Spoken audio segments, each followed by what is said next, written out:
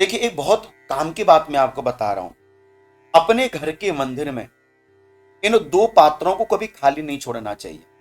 पहला शंख और दूसरा कलश, लोटा, तांबे का लोटा, जो भी आपने मंदिर में रखा है, इन्हें कभी खाली मत रखिए। अपने मंदिर में जितना हो सके इनको भरकर रखिए। शंख रिद्धि सिद्धि देता है और भरा हुआ कलश का जल ये घर की सारी नकारात्मक ऊर्जाओं को हरण करता है। आप अपने घर में सबसे पहले शंख जरूर रखो। शंख ध्वनि भवित यत्र तत्र लक्ष्मी संस्थिरा। जिनके घर में शंख घंट ध्वनि होती है वहां पर माता लक्ष्मी का वास होता है। सुबह भी घंटी बजे, शाम को भी घंटी बजे, सुबह भी शंख बजे, शाम को भी शंख बजे। जहां जहां तक शंख की ध्वनि पहुंचती है वहां वहां तक का पूरा नकारात्मक वातावरण दूर हो जाता है। और दूसरा, आपके घर में जो शंख है ना, उन्हें हमेशा जल से भरकर रखें। खाली शंख दरिद्रता का प्रतीक माना जाता है, इसलिए शंख को सदैव जल से भरकर रखना चाहिए, हमारा शास्त्र कहता है। और जो जल का पात्र है ना, लोटा, तांबे का लोटा, पीतल का लोटा, जो भी आपने रखा है उसको भी सदैव जल से भरकर रखो। खाली पात्र नहीं होना चाहिए आपके घर में, हमेशा उसको भरकर रखो। और रोज ताजा जल भरो।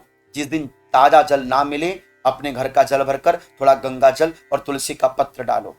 भगवान के मंदिर में डेली परमानेंट रोज सुबह एक जल का ताजा पात्र जरूर रखो और अगली सुबह उसको बदलिए। चाहे उसका घर जल घर में छिड़क दीजिए अथवा उसको प्रसाद के रूप में आप अपने लिए प्रयोग में लेकर आ सकते हैं, लेकिन जरूर करो, क्योंकि शास्त्र कहते हैं, देखो कि सुवासित जल ही पूर्णम सेव्ये कुंभम प्रपूज्येत। भगवान के मंदिर में कुंभ माने होता है घड़ा या कलश, तांबे का कलश जो भी हो, आप उसको जल से भरकर रखें और देवताओं के दाहिने हाथ पर रखें।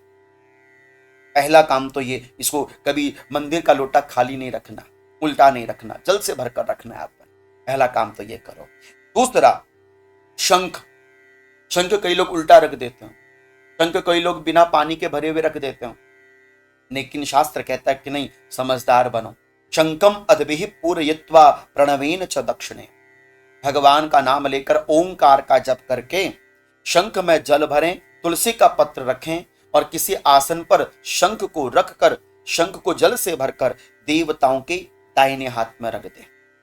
जल का भरा हुआ पात्र भी देवताओं के दाहिने हाथ की ओर ही रखना चाहिए और शंख जिसमें जल भर के रखा है वह भी देवताओं के दाहिने हाथ में ही रखना चाहिए, क्योंकि शास्त्र कहता है जलेना पूर्य शंखे च तत्र संस्थापयेत बुधः पूजा पकरणम तेन जलेन छालियेत पुनः।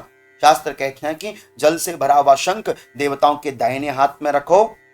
उसके तत्पश्चात जब आप अपने घर में आरती करते हो तो शंख का जल आरती के ऊपर से घुमाओ या अगली सुबह उस शंख के जल को पूरे घर में छिड़क दो। शास्त्र कहता है कि जिसके घर में शंख का जल छिड़का जाता, 3 जल छिड़के जाते हैं, या तो शिवलिंग का जल, या फिर शालिग्राम को स्नान किया हुआ जल, या फिर शंख का जल। ये 3 जल जहां पर छिड़के जाते हैं वहां पर कभी पाप प्रवेश नहीं करते, यमराज के दूत प्रवेश नहीं करते। इसलिए कहते हैं कि शंख मध्यस्थितम तोयम भ्रामितम केशवोपरि अंग लग्नम मनुष्याणाम ब्रह्म हत्याम व्यपो हति। तो शंख का जल पूरे घर में छिड़कते हैं वो ब्रह्म हत्या के पातक से दूर हो जाते हैं। शंख का जल पीने वाले को बोले कि 7 बार गंगा जल पीने का फल प्राप्त हो जाता है। इतनी महती कृपा है शंख जल की और कुंभ जल की। इसलिए अपने घर के मंदिर में इन 2 चीजों को सदैव भर कर रखो। पहला शंख, दूसरा कलश, आपके तांबे का लोटा जल से भरा हुआ नित्य रहना चाहिए। आशा करता हूं कि ये जानकारी भी आपके बहुत काम आएगी। ओम नमो भगवते रुद्राय।